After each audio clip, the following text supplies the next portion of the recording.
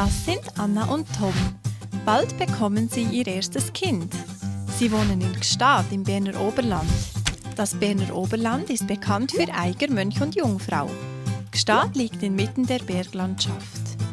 Anna und Tom entscheiden sich für das Geburtshaus Maternité Alpin in Zweisimmen.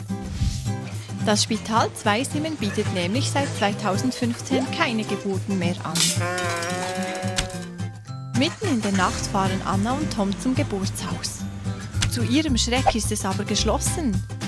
Nun müssen sie den weiten Weg bis Thun oder Frutigen auf sich nehmen, um ins nächste Spital zu kommen. Damit das nicht passiert, ist das Geburtshaus auf ihre Spende angewiesen. Mit den aktuellen Geburtszahlen können die Betriebskosten nicht gedeckt werden. Die Notfalltransporte und Begleitungen der Hebammen sind ungedeckt. Die Fahrten der Hebammen zum Wochenbett werden nicht vollständig rückerstattet. Und es gibt keine Entschädigungen für telefonische Beratungen.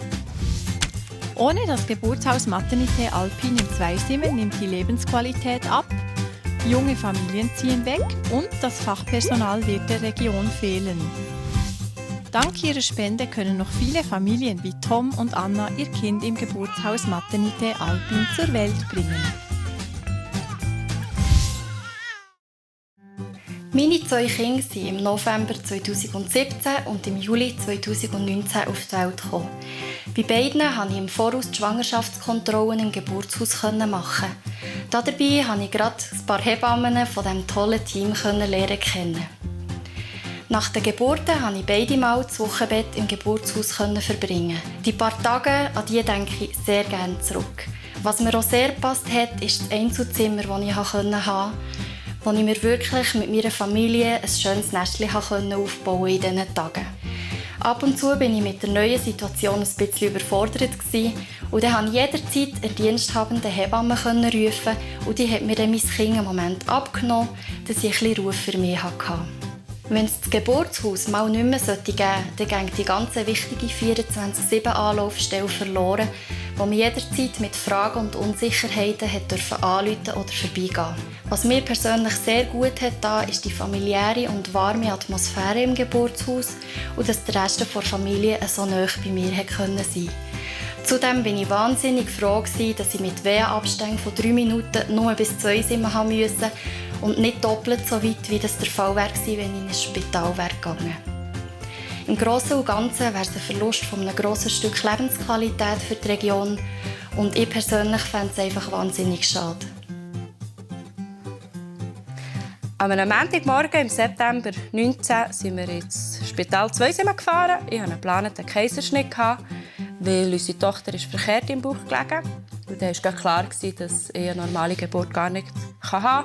Die Operation hat Frau Kleinenbecker gemacht. Das hat mir auch sehr geholfen, einfach weil sie mich die ganze Schwangerschaft begleitet hat und einfach durch das auch für mich so eine Vertrauensperson war. Das hat mir sehr geholfen in dieser doch sehr speziellen Situation, ja, wo wir die Kleinen in Empfang nehmen und als ich wieder laufen konnte, sind wir ins Geburtshaus übergefahren. Das war eine Fahrt von ein paar Minuten.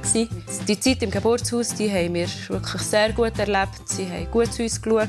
Auch mit meiner Wunde durfte ich nicht gross rumlaufen. Und dann habe ich sie halt gleich auch mal abgegeben, dass ich wieder ein bisschen zur Ruhe bekomme. Ja, mir ist es sehr wichtig, dass es das Geburtshaus gibt, gerade auch für uns. Wir sind selber noch in der Familienplanung und wären auch selber davon betroffen, wenn es das Geburtshaus nicht mehr geben würde. Und das wäre so schade, wenn es hier in der Region einfach die Möglichkeit nicht mehr da ist. Darum ist es so wichtig, dass das weiterhin einfach bestehen darf.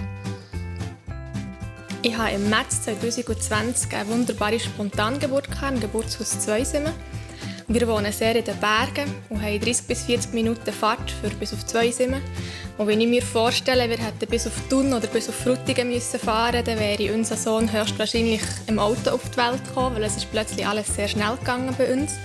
Es war mir auch ganz egal, welche Hebamme sie da war, weil es alle so herzlich waren und es war sehr eine Harmonie im Team. Und wenn ich mir vorstelle, dass es das Geburtshaus nicht mehr gäbe in Zweisimmen, wäre das schrecklich für mich, weil ich gerne alle meiner Kinder im Geburtshaus auf die Welt bringen. Also bitte gebt Gas beim Spenden.